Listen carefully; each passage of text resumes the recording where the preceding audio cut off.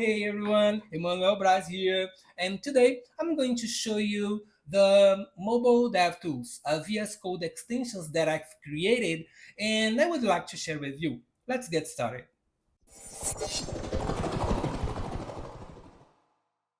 The first feature that I want to show is this Start Simulator.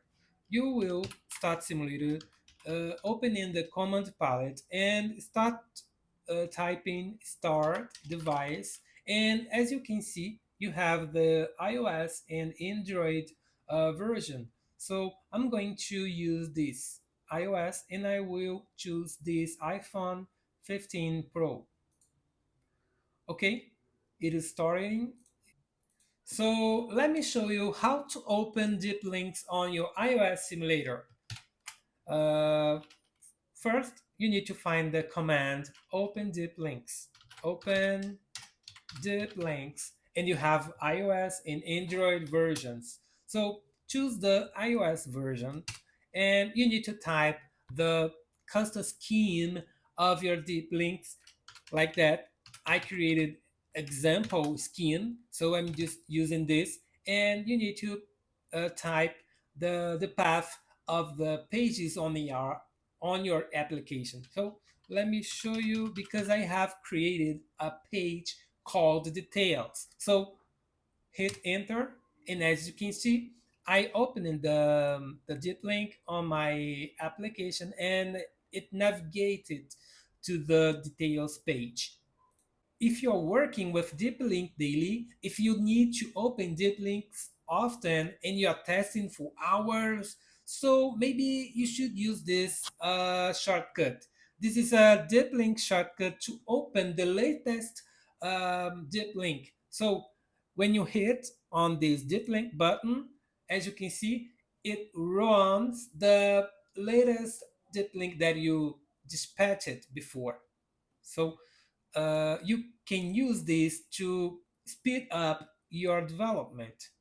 Every time that you open the deep link, you will have those deep links on the deep links history. So you can have this easy access and you don't need to worry if you forget them. Now, I'm gonna show you how to send push notifications. Actually, this is a local notification, but it works the same way. You can test all your notifications using this because this is just a shortcut to send notifications to your application. So let's do that. Uh, Let me find the command send push notification, and when I hit enter, I got this warning. This is because I don't have any templates right now, but it was created here on this folder. As you can see, we have this bundle ID, so I need to choose. Oh, sorry, I need to change it, and I will use the bundle ID of my Flutter project. So let me copy that and paste it. Now we are good to go.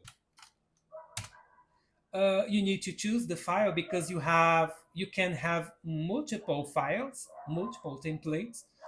So because of that, we have this list. And when I hit enter again, the push notification was fired and triggered on the device. If I click on it, I can show you the payload. So for example, if I create a different one, for example, I create a different push notification. And if I change the data inside of it, uh, for example, tutorial, and here I can paste something like emoticons, just for example purpose. And if I try again, I have those two different files. So I can keep on it on the project and I can send it to my version control system like GitHub. So let me try this different notification. As you can see, it works and you can have all of these files on your project so you can share with your coworkers. The next feature that I want to show you is how to mirror your real device screen. So let's do this. You need to find the mirror device screen command, hit enter, and it will list all devices connected on your computer. So hit enter again and again. As you can see, I'm mirroring my device, my real device on my computer, and I can control it from here. So that's a really good feature, and it depends of the screen copy application. So you need to install it before use it. Okay, so let's go to the next feature. Okay, my device is connected using USB cable, but now we are going to connect it using Wi-Fi connection. In order to do that, you need to find connect using Wi-Fi. Hit enter and select your device ID and wait some moment. I need to approve it. Okay, it's connected. If I show the active devices right now, show active devices, as you can see, we have two connections. One is the USB cable, and the last one is the connection by Wi-Fi using Wi-Fi connection. It's the same device, but it's connected with two different kind of connections, and you can disconnect if you want. All devices, all selecting the device that you want. Okay, this is disconnected right now. If I show active devices, we don't have the Wi-Fi connect anymore.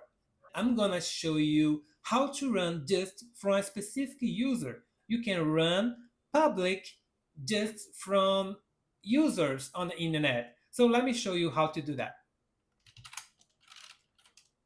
You need to find this command, run public just user, and you need to type the username.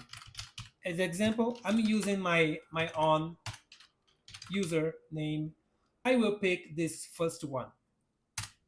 And now I have a lot of files there, and I can choose which file I want to run on my terminal. So I will choose the first one as well.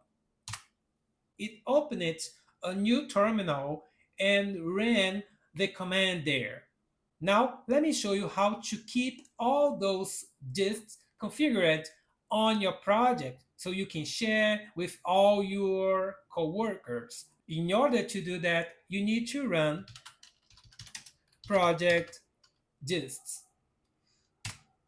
The mobile dev tools has created this file to you so you can change it as you want, and you can track this on your version control system, and you can share that with your coworkers.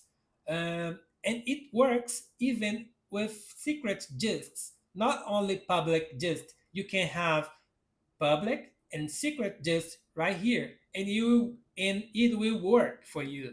Let me show you.